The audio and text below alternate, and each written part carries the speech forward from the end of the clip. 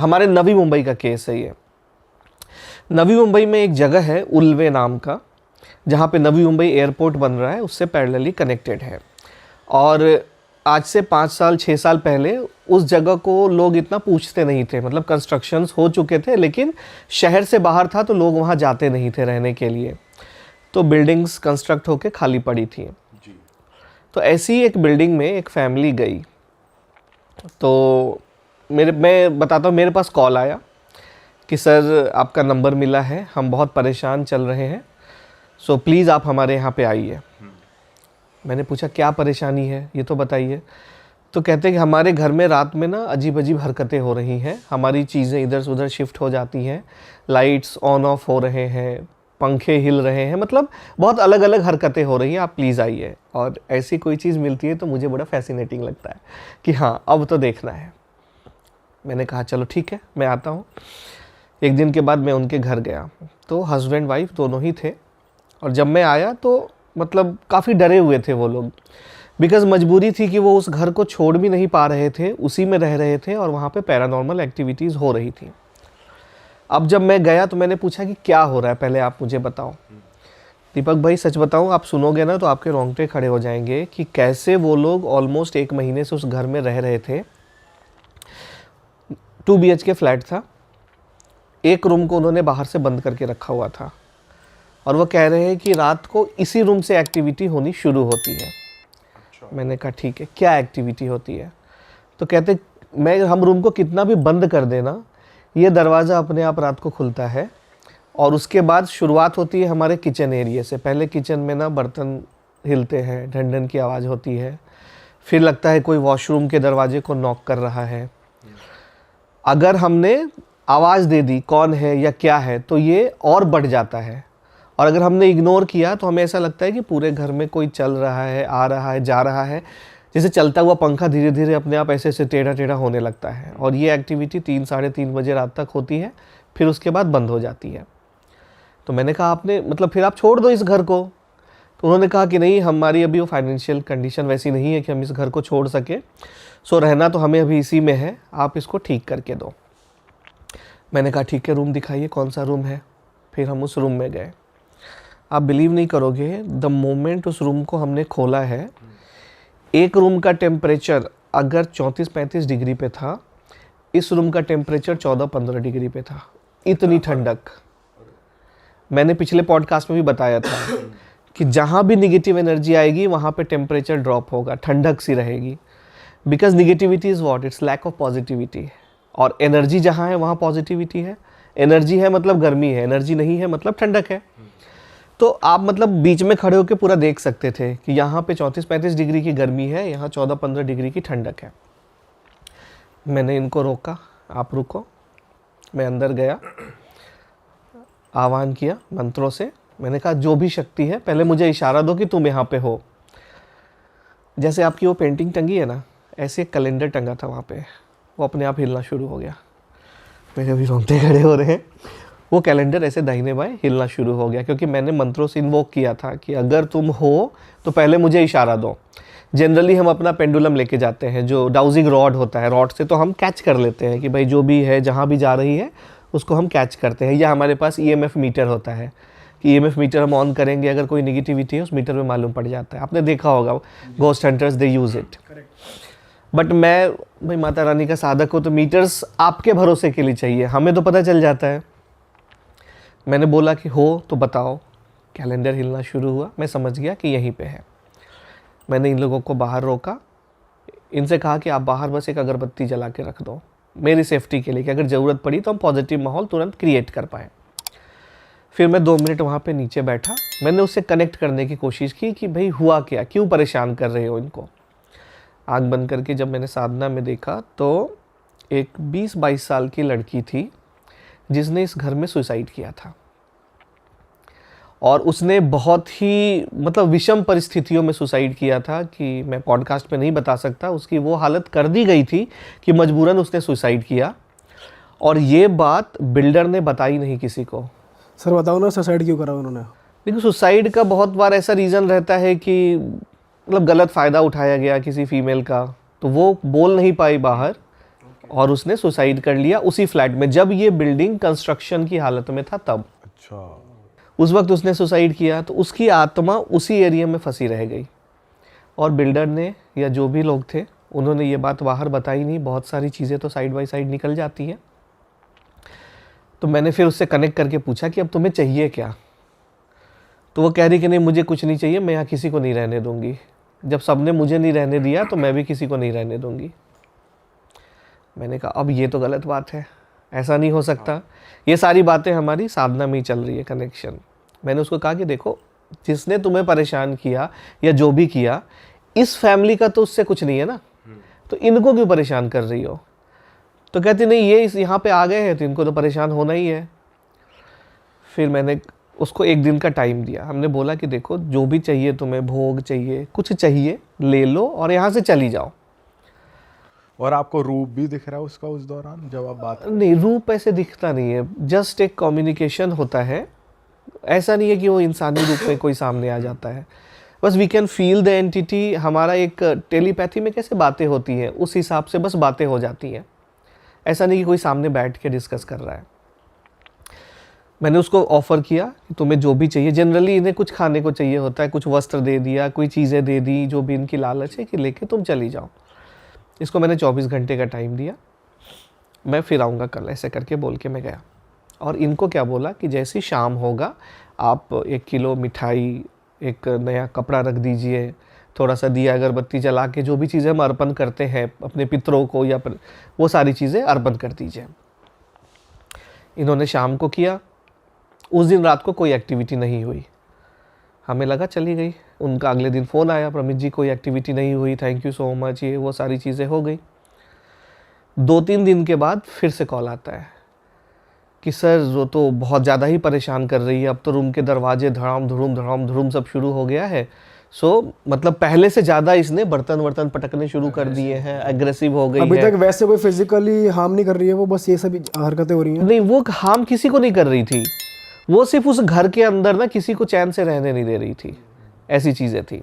और जब उनका ये कॉल आया तो मैंने कहा ठीक है, एक दिन और देखिए, हो सकता है वो चली गई हो, बिकॉज बिहेवियर में चेंजेस है, शायद कुछ और आया हो, मे बी ये भी निकल जाएगा, क्योंकि इनके भी अपने दोस्त बन जाते हैं जो ढूंढते ढूंढते आ जाते हैं कि हाँ भाई आज क्या चल रहा, कितने परेशान करे। अच्छा, इनकी भी लॉबी होती है? है। हाँ, इनकी भी लॉबी होती है, प्रेतों की भी लॉबी होती है। अच्छा, सब एक दूसरे से मिलते जुलते रहते तो हैं। ये ऐसे डिस्कस करते हैं आपस में कि मैं इस घर वाले को परेशान करने जा रहा हूँ या मैं इसको इतना कर चुका हूँ? सर ये कैसे पता चला आपको? ये तो बड़ा हार्ड टू बिलीव साउंड कर रहा है। ये जब आप तंत्र में जाओगे तो आपको समझ में आएगा। जब आप किसी अघोड़ी से बात करोगे तो दे विल टेल यू कि ऐसी चीज़ें होती हैं। हाँ, उधर कोई जाता नहीं उस एंगल पे, बट हमने तो देखा है ना बहुत सारे। फिर मैंने कहा एक दिन और रुक जाओ, आप देख लेते हैं क्या कहानी, कोई और तो नहीं आया। एक्टिविटी चालू रही, तब हमें आया गुस्सा, बोले अब नहीं गई ना, अब भगाना पड़ेगा। मैंने थोड़े से प्रोजेक्शंस बढ़ाए, फिर ये उनके घर से निकल के फिर हमारे पास पहुंच गई। जब हम कहीं भी प्रोजेक्शंस लगाते हैं तो वो प्रेत ऐसा ही करता है। कैसे लगाते हो सर आप? हम अपने मंत्रों से, अपनी साधनाओं से, आप पूजा गए पाठ वहाँ से। पर दोबारा उस रूम, उस घर पे? फिर जरूरत नहीं पड़ी ना, बिकॉज एक बार हमने जिस चीज़ को देख ली है उससे तो हम कहीं से भी कनेक्ट कर सकते हैं। ओके। तो मैंने कहा कि अब ये वाला हवन करना पड़ेगा, ये पूजा करनी पड़ेगी। हमने शुरुआत करी पूजा की, जैसी पूजा शुरू की वो उनको छोड़ के पहुंच गई मेरे ऊपर। बहुत परेशान किया, और अगले दिन से उनके वाइफ की तबीयत ख़राब होने लगी बहुत ज़्यादा। मतलब एकदम से ना वाइफ का बिहेवियर चेंज हो गया। वो अच्छी खासी पढ़ी लिखी एक स्कूल में टीचर थी, एकदम से ना अजीब अजीब हरकतें करने लगी। मतलब बहुत गंदा रहने लगी, वॉशरूम से आती तो हाथ नहीं धोती, घर में झाड़ू पोछा करना बंद कर दिया, चूल्हा साफ़ करना, बर्तन साफ़ करने बंद कर दिए, एकदम अजीब सी गंदी हरकतों में पड़ गई। और मैंने उनके हस्बैंड को बोला था कि द मोमेंट हम पिक फाइट करेंगे, क्योंकि कई बार प्रेतों से लड़ना पड़ता है, अगर वो खुद चले गए तो बहुत अच्छी बात है, अगर ज़िद में आ गए तो फिर हमें मार के भगाना पड़ता है। और प्रेतों को तो मैं मार मार के भगाता हूँ, मैंने तो कहा ही है, छोटे मोटे प्रेत तो मैं दौड़ा दौड़ा के मारता हूँ। तो पिक फाइट सीन हुआ, तब उसने परेशान करना शुरू किया उनकी वाइफ को। और आप बिलीव नहीं करोगे, 2-3 दिन तक मैं अपने घर से ही इस काम को कर रहा था। जब मैं उनके घर गया, घर से इतनी गंदी बदबू आ रही है, उन्होंने पूछा आप चाय लोगे? जैसे पानी लेके आते हैं एकदम गंदी सी ट्रे में, स्टील का गंदा सा ग्लास में पानी ला के रखा। जो लोग इतने डिसेंट थे, इतने अच्छे थे, तो वो भैया मुझे इशारा कर रहे हैं कि आप मतलब देखो जो मैंने आपको बताया था, ये ऐसी ऐसी हरकतें कर रही है। फिर उन्होंने कहा कि आइए आपको रूम दिखाते हैं। मैं जब अंदर देखने गया, आप बिलीव नहीं करोगे, पूरा किचन 3-4 दिन में काला पड़ चुका था। न इन्होंने 4-4 दिन से कुकर कढ़ाई धोए हैं, न इन्होंने गैस का स्लैब पोछा है। इतनी गंदगी, इतनी बदबू। और वो पुराने बर्तनों में ही बना रहे हैं, धो ही नहीं रहे उसको। नहीं, खाना बाहर से आ रहा है, कहीं भी खा रहे हैं वैसे ही पड़ा रह रहा है, छोड़ रहे हैं। क्योंकि प्रेत ने उनका दिमाग ये कर दिया है कि अगर तुम मुझे परेशान करोगे तो अब मैं तुम्हें परेशान करूँगी।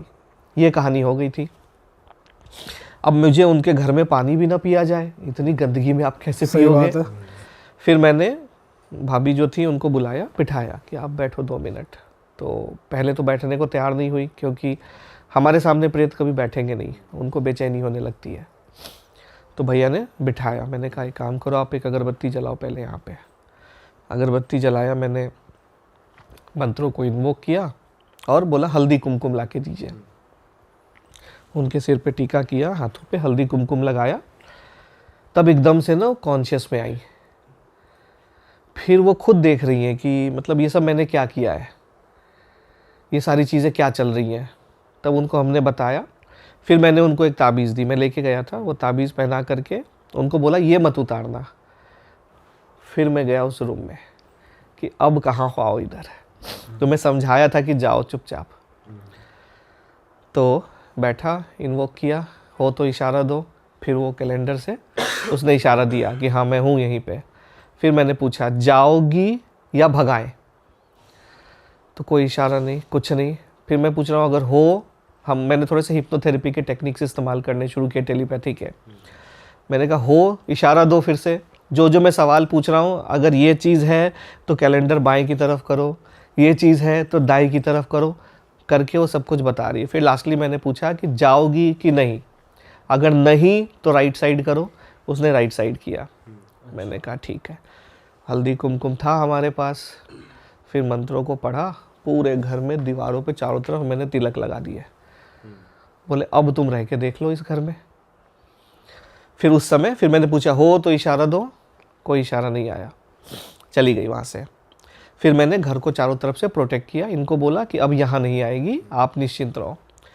और जो भी थोड़े बहुत मुझे एनर्जी के सेंसेस लगे वो मैंने कैद किया, मैं अपने घर आ गया। सर कैद कैसे करते हो आप? इसका टेक्निक होता है, मंत्रों के द्वारा वो कैद किया जाता है चीज़ों को। तो किसी ऐसे बोतल में कैद नहीं नहीं नहीं वो सब कहानियां हैं, बोतलों में कैद नहीं होते। टेक्निकली क्या होता है कि जब भी आप किसी देवता को सिद्ध करते हो तो देवी देवताओं के बहुत सारे सेवक होते हैं, ये सारे काम वो लोग करते हैं। जैसे राजा को अगर किसी को कैद करना है तो सिपाहियों को बोलता है ना इनको पकड़ के रख लो। तो वैसे ही अगर हम माता रानी को बोलते हैं कि माँ ये परेशान कर रही है, अपने सेवकों को बोलो कि इसको पकड़ के लेके जाएं। तो वो ये सब डिवाइन खेल है, ये अपने आप सब इशारों में होता है। फिर उसको कैद किया। फिर रात को जब मैं अपने घर पूजा पे बैठा तो फिर इसको पूछा कि अब बता क्या करना है। तो कह रही कि नहीं मैं भी फंसी हुई हूँ, मुझे यहाँ से छुटकारा दिलाइए, मुझे जाना है यहाँ से। मैं भी यहाँ पे बहुत खुश नहीं हूँ, लेकिन गुस्से में मैं खुद ही फंसी हुई हूँ। फिर मैंने पूछा क्या चाहिए? तो शी इज़ लाइक कि नहीं मुझे कुछ चाहिए नहीं, लेकिन मुझे बस यहाँ से आप निकालो। फिर मैंने, हमारे एक पंडित जी हैं बोध गया में, उनसे बात करी, उनको बोला कि इसका अंतिम संस्कार करना है। अंतिम संस्कार कराया। विष्णुपद मंदिर जो है बोध गया में, जहाँ पे विष्णु भगवान के पद चिन्ह आज भी हैं, वहाँ पे इसके पिंडदान करवाए। और विष्णुपद मंदिर में ऐसा आशीर्वाद है कि पिंड, अगर किसी भी प्राणी का पिंड वहाँ रख दिया जाए तो उसको मोक्ष मिल जाता है। तभी जो हमारा फाइनल श्राद्ध है वो बोध गया में किया जाता है, आपने सुना होगा। क्योंकि विष्णुपद मंदिर में अगर पिंड आ गया तो ये आत्मा हमेशा के लिए चली जाएगी। सर लेकिन आत्मा का अंतिम संस्कार कैसे करते हैं, वो कैसे करवाया आपने? अंतिम संस्कार इन द सेंस, जो जैसे कैसे हमारे घर में भी अगर कोई एक्सपायर हो जाता है तो शरीर को तो हम अलग जलाते हैं, फिर 13 दिनों का एक पूरा एक प्रोसेस चलता है ना, गरुड़ पुराण का पाठ, उनको खाना देना, एक पेड़ पे घंट टांगा जाता है जिसके थ्रू उन तक खाना पहुंचाया जाता है, ब्राह्मणों को दान करके हम अपनी चीज़ें पितरों तक पहुंचाते हैं, फिर 13वें दिन हम पिंडदान करते हैं। तो वो जो पिंडदान है ना, वही उनका अंतिम संस्कार होता है, वही उनको इन सारे डायमेंशन से आगे निकलने में हेल्प करता तो है। ये आपने उन पंडित जी के थ्रू करवाया था, ये घर वाले नहीं करते, उस लेडी के घर वालों को नहीं करना चाहिए था? करना चाहिए, किया नहीं होगा किसी ने, उनको पता भी नहीं है कि ये मर गई है कि क्या है। कई बार लोग गायब हो जाते हैं, सब इंतजार कर रहे होते हैं अच्छा आएगा नहीं, या जल्दीबाजी में लोग छोड़ देते हैं। आजकल तो वेस्टर्न कल्चर को अपनाने के चक्कर में आप देख ही रहे हो, लोगों ने धर्म से हट के टोने टोटकों में फंस गए हैं।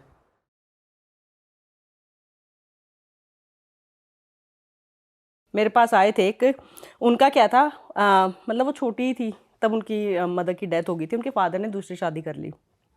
जो दूसरी मदर थी उन्होंने इतना मतलब नहीं दिया बेटी को, इतना ऑब्वियसली शादी कर दी, बट एक होता है ना कि बस फॉर्मेलिटी पूरी की, और शायद कुछ उनकी माँ का सामान भी था, जैसे ज्वेलरी वगैरह होता है ना, माँ की तो निशानी होती है कि मेरी माँ की है, तो कुछ उनकी ज्वेलरी वगैरह भी थी, वो भी नहीं दी उनकी बेटी को, शादी कर दी।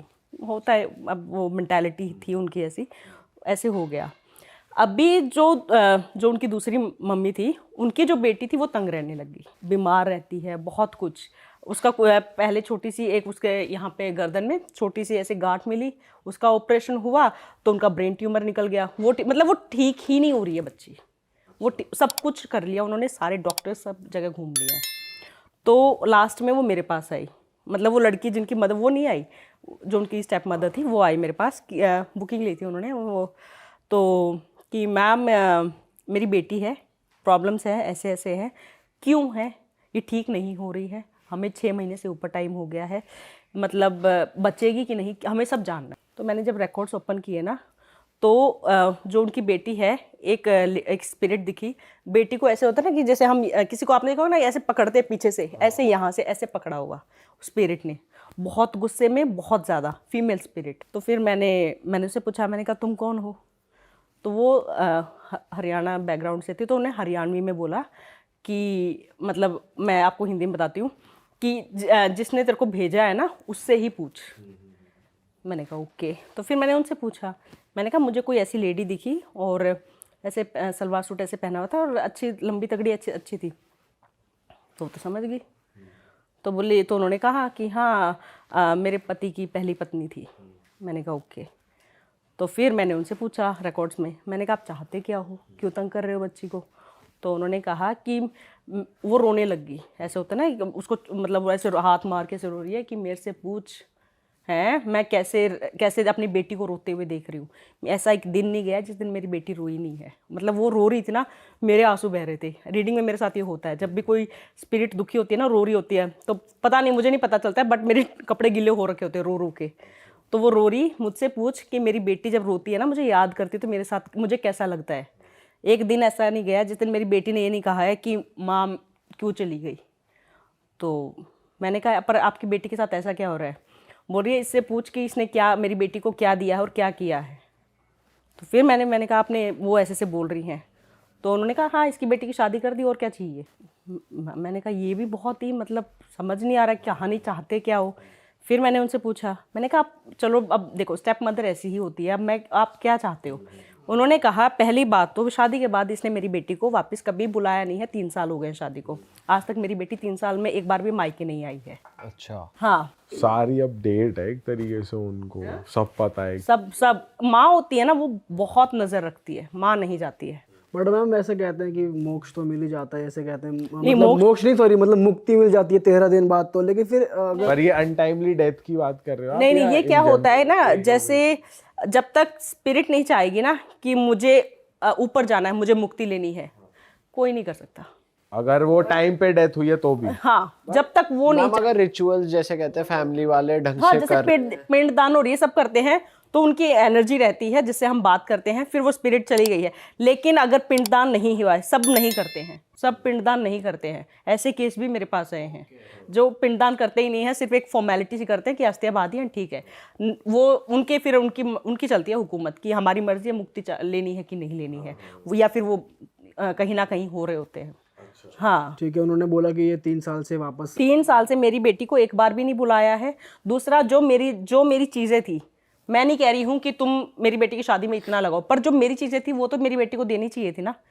तो मैंने कहा क्या क्या था आपका सामान? उन्होंने बताया कि मेरा सोने का नेकलेस था, मेरी चांदी की पायल जो भारी वाली होती है, हो सकता है पुरानी उनकी हो, कि मेरा ये था। और एक उनकी ड्रेस, जैसे हरियाणवी ट्रेडिशनल ड्रेस होती है ना, दामन, मेरा दामन रखा है। ये तीनों चीज़ मेरी बेटी को दो, तो मैं इसको छोड़ूं, वरना तो इसको तो मैं लेके जाऊंगी। क्लियर बोल दिया उन्होंने। मेरी बेटी खुश नहीं है तो तुम्हारी बेटी कैसे खुश रह सकती है।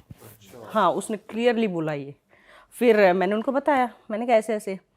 पहले तो उन्होंने मना कर दिया, बोलती हाँ पजेब है वो तो मैं दे दूंगी पायल, और दामन है वो तो पड़ा हुआ है वो भी दे दूंगी।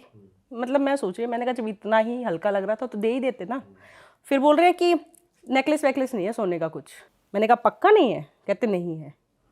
मैंने वो बोली अब भी रात नहीं कटने दूंगी अगर इसने हाँ नहीं भरी तो, इसकी बेटी की। जैसे ये धमकी दी ना, फिर बोलती है हाँ रखा है। फिर एक्सेप्ट कर लिया कि हाँ है, रखा है। मैंने कहा आप दे दो अगर आपको अपनी बेटी का चाहिए, क्योंकि वो क्लियरली बोल रही है मेरी बेटी के ये दे दो और उसको बुलाओ। मैं ये नहीं कह रही उसको हर रोज़ बुलाओ, बट जो एक होता है ना बेटी का मायके, आप थोड़ा सा आदर सम्मान मिले, वो करो। मैं मुक्त हो जाऊंगी, मैं अपनी बेटी को रोते हुए नहीं देख सकती हूँ बस। तो फीमेल स्पिरिट्स भी होती हैं। अच्छा। बट मैम जब आप कह रहे हो कि मैंने पहले रिकॉर्ड्स में बात करी फिर मैं सामने बात करी, तो जो वीडियो कॉल पे होता है वो आप ऐसे ही बात हाँ, करते ऐसे ही। हो, वो सुन रहे होते हैं, मतलब वो वीडियो कॉल पे सुन रहे होते हैं, आप वहाँ बात कर रहे हो? हाँ, वो सब उनको सब सुन रहा होता है। क्योंकि हाँ, मैं जैसे ध्यान में, मतलब एक बार तो बंद करती हूँ ना, तो वहाँ चली गई। फिर जैसे मैं आँख खोलती हूँ, फिर मैं जो सामने उसको बताना, क्योंकि मैं अगर बीच में इंटरेक्ट नहीं करूँगी ना तो उनको समझ नहीं आएगा हो क्या गया। बट आप अगर स्पिरिट से बात कर रहे हो, जैसे उन्होंने बोला कि ये कहने की इनके पास नेकलेस है, हाँ बोल वरना रात हराम कर दूंगी, तो वो आपकी और उन स्पिरिट की कन्वर्सेशन कैसे वो बिलीव कर रहे हैं, कैसे कर रहे हैं बिलीव? वो मतलब उनको सुनाई दे रहा है वो सब कुछ? नहीं, उनको जो स्पिरिट बोल रही है वो नहीं सुनेगा। तो बिलीव कैसे कर रहे हैं फिर? वो बिलीव ऑब्वियसली करेंगे। आप ये बताओ ना, मैंने उनको ये बता दिया कि देखो मुझे क्या पता कि पायल रखी है, नेकलेस है और क्या क्या रखा है। मैं तो और भी बोल देती, मैं तो डायमंड भी बोल देती, पर मुझे पता क्या है, मुझे नहीं पता ना दामन भी रखा है। वो बता रही हैं, और मुझे नहीं पता कि स्टेप मदर भी है और उनकी बेटी को बुलाया ही नहीं है। उन्होंने बताया कि 3 साल, मुझे नहीं पता 3 साल हुए उनकी बेटी की शादी को। उन्होंने कहा 3 साल में आज तक मेरी बेटी एक बार नहीं आई है। मैम कुछ और एक्सपीरियंस आपके, मतलब जैसे फैमिली वाले भी पूछते रहते हैं, या कुछ ऐसा कि आप कभी कभी दिक्कत में भी आ जाते हो ना कि मैं बताऊं ना बताऊं या क्या करूं? हाँ, ये या होता है। कुछ ये मेरे अपने हैं, कैसे बोलूं, या कुछ यकीन नहीं करेंगे तो नहीं, कैसे? यकीन वाले भी हैं और फैमिली वाले भी आ जाते हैं। मैं आपको एक यकीन वाला बताती हूँ, जहाँ वो क्वेश्चन कर रहे थे कि हम कैसे माने कि ये जो बता रही हैं वो सच। हाँ। एक आए थे, काफ़ी अच्छी पोस्ट पे थे वो, तो उनका जो बेटा था ना उसकी डेथ हो गई थी। हाँ, तो काफ़ी यंग एज में ही हो गई थी। तो उनकी मम्मी ने स्लॉट बुक किया हुआ था, तो उनकी मदर आई, वो आते ही वीडियो कॉल में, मतलब तो मैंने पूछा, मैंने तो वो पहले तो इमोशनल होगी कि मुझे मेरे बेटे से बात करनी है। मैंने कहा अच्छा, और मेरे बेटे की अभी मतलब 1 साल ही हुआ है, वो एक्सपायर हो गया और बात करनी है। मैंने कहा ठीक है। मैंने जो प्रोसेस होता है, मैंने उनकी स्पिरिट को बुलाया पूरा ऐसे, तो वो मतलब मैंने आपको बताया था ना, कुछ स्पिरिट बहुत जल्दी आ जाते हैं। वो बहुत जल्दी, सिर्फ एक बार नाम लिया और वो ऐसे एकदम दिख गई। मैंने उनको बताया कि ऐसा ऐसा दिख रहा है आपका बेटा, क्या यही है? तो उन्होंने कहा हाँ ये मेरा बेटा है। उनके फादर बोले हम कैसे माने ये मैंने कहा, पहले आंटी ने बोला कि हाँ मेरा बेटा है, तो मैंने स्पिरिट से परमिशन, मतलब उनसे कहा कि तुम ये हो। उन्होंने भी कहा कि हाँ मैं ही हूँ इनका बेटा, मतलब मैंने उनको अलाउ कर दिया। जैसे स्टार्ट हुआ, उनके फादर, मतलब वो कैमरे मेरे वीडियो कॉल में मेरे सामने नहीं आ रहे, बट ऐसा था ना साइड में बैठ के, कि हम कैसे माने, हमारा ही बेटा आया है, अब मुझे सुन तो रहा है। तो आंटी इतनी इमोशनल, और वो बिल्कुल एक होता है ना माँ वाला टच दे रही थी, एंड वो थोड़े से ज़्यादा ही लॉजिकल थिंकिंग लगा रहे थे। हाँ, हम कैसे मान ले। तो अब वो चुप हो गई। तो मैंने कहा ठीक है, मतलब अगर क्वेश्चन आ रहा है तो मैंने उनसे स्पिरिट से पूछा, मैंने कहा आपसे आपके पेरेंट्स क्वेश्चन कर रहे हैं कि आप ही उनके बेटे हो, प्रूफ दो आप ही आए हो। तो बेटे ने 2 मिनट ली, मैं ऑब्वियसली मैं उसमें थी, देख रही थी मैं। उसने बोला कि मेरे पेरेंट्स को बताओ, मैं एक साइकिल चलाता था, रेड कलर की साइकिल थी, जो मैंने सबसे, मतलब जिसे कहते हैं ना अच्छे से रगड़ी है साइकिल, और मैं हाथ खोल के साइकिल छोड़ के चलाते थे ना बच्चे से, मैंने ऐसे छोड़ के साइकिल चलाता था, मेरी मम्मी को बताओ। मैंने कहा ठीक है। तो मैंने उनकी मदर को बताया, मैंने कहा आपके हस्बैंड पूछ रहे हैं ना, तो आंटी ये ऐसे ऐसे आपका बेटा बता रहा है। वो और रोने लगी, ये तो मेरा ही बेटा है। फिर उनका क्वेश्चन, अच्छा तो उनको अभी वो है, मतलब होता है ना दिमाग एक्स्ट्रा ही चल रहा है। वो सोच रहे हैं बहुत बच्चे होते हैं जो करते हैं। हाँ मतलब मैंने जानती हूँ क्या सोच रहे थे। फिर उन्होंने कहा ठीक है ये बताओ इसके कमरे में जो फोटो लगी है वो कैसी फोटो है, इसकी फोटो इसके बेडरूम में जो इसकी फोटो है वो कैसी है। मैंने ठीक है, मैंने मतलब वो तो मतलब लकीली वो स्पिरिट इतनी अच्छी थी, उनके बेटे इतने अच्छे तो जो रिस्पॉन्ड कर रहे थे। अदरवाइज स्पिरिट की फुल ऑन मर्जी चलती है। नहीं रिस्पॉन्ड करते हैं, मन भर गया है नहीं देने, एकदम से मैं बोलती हूँ जो सवाल करने ना फटाफट करो, ये 2 मिनट में दिखना बंद हो जाएगी मुझे। बहुत वो तो बच्चा कहीं ना कहीं इंटरेक्ट करना चाहता था, शायद वो कुछ बताना चाहता था। उसने फिर से जवाब दिया, मैंने फिर से कहा, मैंने कहा तुम्हारे फादर पूछ रहे हैं कि तुम और प्रूफ दो कि तुम्हारे बेडरूम में जो फोटो लगी है वो कैसी है तुम्हारी फोटो। तो उसने फिर से मुझे बताया कि मेरी जो फोटो लगी है उसमें मेरी बैक साइड दिख रही है जिसमें मैंने हाथ खोले हुए हैं, जैसे टाइटैनिक पोज एक होता है ना, कुछ लोग ऐसे खुले वो करते हैं, ऐसे हाथ खोल के और पूरा ऐसे पूरी दुनिया को ऐसे कुछ फोटो होगी उनकी। मैंने कहा वो बोल रहे हैं कि मेरी ऐसी फोटो लगी है जिसमें मेरी बैक साइड दिख रही है। उनकी मदर फिर तो मतलब कहा कि अब मुझे बात करने दो, अब आप बीच में नहीं बोलोगे, क्योंकि अब तो बिल्कुल हो गया ना कि प्रूव हो गया। फिर उन्होंने कहा बेटा, क्योंकि उसके बाद क्या होता है ना, जो भी वो बोल रहे हैं ना स्पिरिट सब सुन रही होती है, जो स्पिरिट बोलती है वो मैं उन्हें कन्वे करती हूँ। तो मैंने कहा आप जो बोल रहे हैं ना आपका बेटा आपको सुन रहा है। तो उन्होंने कहा बेटा तू क्यों चला गया, मतलब बीमार ही हुआ था ना, पर ये एकदम से कैसे खबर आई रात को कि है ही नहीं, ये ऐसा क्या हुआ रात को। तो वो बच्चा वहाँ से रोने लग गया कि मम्मा मैंने आपको बोला था मेरे कमरे में है कुछ, मैंने बोला था आपको मेरे को दिखता है कुछ इस घर में, घर खाली कर दो। वो किसी सरकारी घर में थे वो, तो मेरा घर खाली कर दो, आप माने नहीं, आप मेरे को ऐसे ही तसल्ली देते रहते थे। बच्चे ने फिर ऐसे दिखाया कि क्या होता है ना, वो मुझे वो जो दिखाया उन्होंने, वो जैसे क्लिप दिखाते हैं ना, वो दिखाया कि बच्चा ऐसे सो रहा है और ऊपर से ऐसे होता है ना कि आप ऐसे ऐसे सीधे लेटे हुए सो रहे हो और ऊपर से कोई स्पिरिट ऐसे जैसे बिल्कुल ऐसे फीमेल स्पिरिट और पूरी जैसे काली मतलब पूरी डरावनी स्पिरिट उसको कहीं ना कहीं दबा रही है। एक आप मानिए आप सो रहे हैं, एक कोई ऐसे ऐसे आ रहा है, इंसान का दिमाग हिल जाएगा पूरा। वो बिल्कुल उसने ऐसे दिखाया। धीरे धीरे उसको इतना ज़्यादा होने लग गया था कि उसने पहले तो अपने घर में बताया अपनी मदर को, तो उसकी मम्मा ने कहा मैं बिलीव करती थी, मैं मानती हूँ है, लेकिन और कोई मानता ही नहीं है मेरे घर में, मैं क्या करूँ, कोई मानता ही नहीं है। जब उसके फादर इतने क्वेश्चंस कर रहे हैं तो वहीं प्रूव हो गया कि वो वैसे भी बिलीव नहीं करते इन सब में। पर जब आपको ये पिक्चर दिखी कि वो उसके ऊपर है, तो ऐसा भी करती है स्पिरिट कि आपको परेशान करे या कुछ करे? ऐसा कुछ नहीं, बस आप हाँ मुझे बस वो दिख रहा है, वो दिखा रही है मुझे। मुझे परेशान जो होता है ना कि मुझे कहीं ना कहीं वो कर सकती है, वो बेटे वाली स्पिरिट कर सकती है, जो वो मुझे दिखा रहा है वो नहीं। तो उसने मुझे दिखाया कि मुझे ऐसे दिखती थी, मैं खाना खाता था तो मेरा ऐसे ऐसा लगता था कि पीछे है साथ में है, मेरे खाना ऐसे वो हो जाता था प्लेट साइड। मेरे साथ बहुत कुछ हुआ है, उसने बताया सारा, लड़के ने। मैम मेरे साथ बहुत कुछ हुआ है, मैंने अपनी माँ को सारा बताया है। एक टाइम ऐसा आ गया था कि मुझे पता ही नहीं चलता था कि मैं डर के मारे मतलब बेड पर मेरा यूरिन निकल गया ऐसे, इतनी वर्स्ट कंडीशन हो गई थी। मैम मेरा किसी ने बिलीव, वो रोते हुए बता रहा है इतनी वर्स्ट कंडीशन हो गई थी मेरी, किसी ने मेरे घर में माना ही नहीं। मेरी मदर ऑब्वियसली उनकी मदर मानती थी, पर उनको लग रहा था कि एक होता है ना बच्चे को तसल्ली दो, अगर मैं इसको बोलूँगी तो ज़्यादा वो हो जाएगा। और उनकी मदर फिर बहुत रोई कि मैंने बोला था, मेरी इस घर में किसी ने नहीं सुनी, वो बोले कुछ नहीं होता है ये सब। तो और उनके बेटे का क्या हुआ, उनके बेटे को इतना वो हो गया कहीं ना कहीं, वो डर एक होता है ना एक्सट्रीम, फिर उसको फीवर रहने लग गया, आईसीयू में एडमिट रहा। वहाँ आईसीयू में भी उसको वो चीज़ दिखी।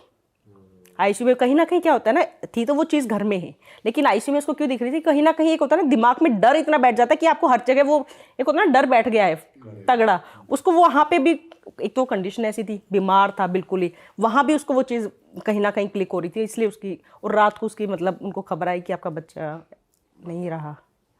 फिर उसके बाद भी तो उनकी मदर ने कहा कि मैं तो अब भी बोलती हूँ, मेरा बड़ा बेटा मेरे को आके बोलता है कि मम्मी इस घर में है कुछ। अब वहाँ वो स्पिरिट तंग कर रही है, अब बड़े बेटे को तंग कर रही है।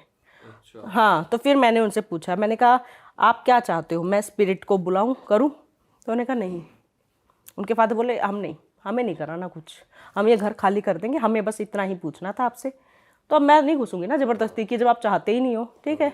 तो कह रहे हमने इतना ही पूछना था, हमारे बेटे की डेथ की हुई थी। मैंने कहा ठीक है जी। वैसे ऐसे केसेस में अगर वो घर खाली कर देते हैं तो फिर वो स्पिरिट और परेशान नहीं करेगी? नहीं, जब ये ऐसे केसेस में ना घर खाली करना होता है ना, तो आपको घर के एंट्रेंस पे कुछ ऐसे करके जाना होता है कि वो उससे बाहर ना निकले जब आप बाहर निकलो तो। और आप वो घर खाली करके आप निकल जाओ। ऐसा एक आया भी था मेरे पास एक ऐसा केस। आप अगला केस बताओ, उससे पहले मैं एक बस छोटा सा क्वेश्चन पूछना चाहता हूँ कि जैसे कई बार स्पिरिट किसी के साथ पीछे लग जाती है कि इसे तो मैं अपने साथ ले जाऊंगी, तो इस केस में मुझे लग रहा है वही हो रहा होगा कि बच्चे को साथ ले जाना चाहती होगी स्पिरिट, या मतलब जो भी ऐसे केसेस होते हैं कि स्पिरिट एक इंसान को साथ ले गई, तो उस ऐसा कभी हुआ है आकाशिक रिकॉर्ड्स में आपको दिख रहा हो कि कोई स्पिरिट आ नहीं रही क्योंकि वो उस लोक में या कहीं भी वो साथ ही है स्पिरिट जो अटैच हो गई, ऐसा कुछ? नहीं, अभी तक तो ऐसा कोई केस आया नहीं है, पर ऐसी होती हैं जो जिद पे अड़ी होती हैं कि जाऊंगी तो इसको लेकर जाऊंगी, नहीं तो नहीं जाऊंगी, ऐसी होती हैं। तो उस केस में जब उनका ऐसा कोई आकाशिक में या कुछ आपको पता है, नॉलेज है कि वो वहां पे भी साथ ही रखती है, उसे बांध के कैसे रहता है? नहीं, वो क्या होता है ना, उनको लगता है कि इसको मैं ले जाऊंगी, उसके बाद ये उनको नहीं पता, उनको लगता है कि एक जैसे होता है ना उनके लोक में एक उनको पार्टनर मिल जाएगा, हाँ एक बस।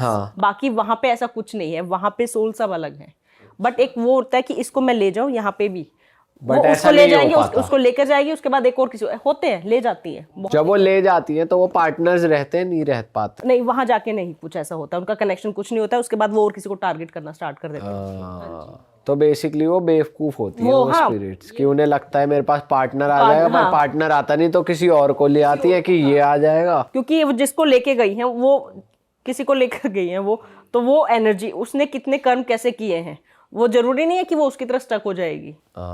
सबका अलग कार्मिक रिकॉर्ड है सब। बताओ, ये तो उस पर आ जाते हैं जो आप बता रहे थे कि हाँ, क्या हुआ था इसी से रिलेटेड जो एक वो मेरे रिलेटिव बताओ, बेवकूफ आत्मा इस चक्कर में ले जा रही है कि ये तो मेरे साथ रहेगी। मतलब एक तरह से अपना ही पागल बना रही है आत्मा तो, कि भाई लेके अपना भी तो जा रही पागल है। बना ही रही है, यहाँ किसी का सत्यानाश और कर दिया। बताओ कि मैं तो साथ ले जाऊंगी। मैम ऐसा कहते हैं ना कि साथ ले जाने के लिए विंडो के बाहर दिखेगी कि अगला आए और गिर जाए, मतलब ऐसे ले जाती है साथ। हाँ, आप ज्यादा किससे सुन रहे हो?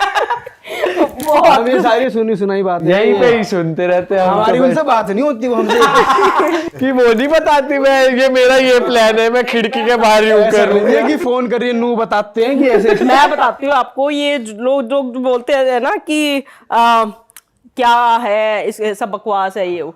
जिस दिन वो दिखा था ना, मैंने जो आपको फर्स्ट केस बताया, मेरे को बुखार हो गया था। अच्छा, जब भी ऐसे मतलब मैंने देखा ना, लोग बोल देते हैं कुछ नहीं है, पता नहीं कौन सा नशा किया, कुछ भी कमेंट कर रहे होते हैं, उनको नहीं पता कि क्या है ये। जिसको एक बार कहते हैं ना, हवा भी जिसको लग गई है ना, आप चौराहे से निकल जाओ, अगर आपको कोई गलत हवा भी अगर आपको क्रॉस कर गई है ना, रात को ही बुखार ऐसा चढ़ेगा कि 1 हफ्ता लगेगा ठीक होने में। अरे वाह, आपने ये वीडियो यहाँ तक देख ली भाई, तुमने हमारी मेहनत सफल कर दिया, तुम ही लोग हो असली रियल हिट। और अगर आपको बहुत मजा आ रहा है ऐसी क्लिप्स में, ऐसी वीडियोस में, तो फटाफट जाइए प्लेलिस्ट पे बिंज वॉच कीजिए, सारी वीडियोस देख डालो और मौज काटो। दैट इज इट, हम मिलेंगे नए पॉडकास्ट में, नए क्लिप में। Till then bye bye, see you, take care, do subscribe.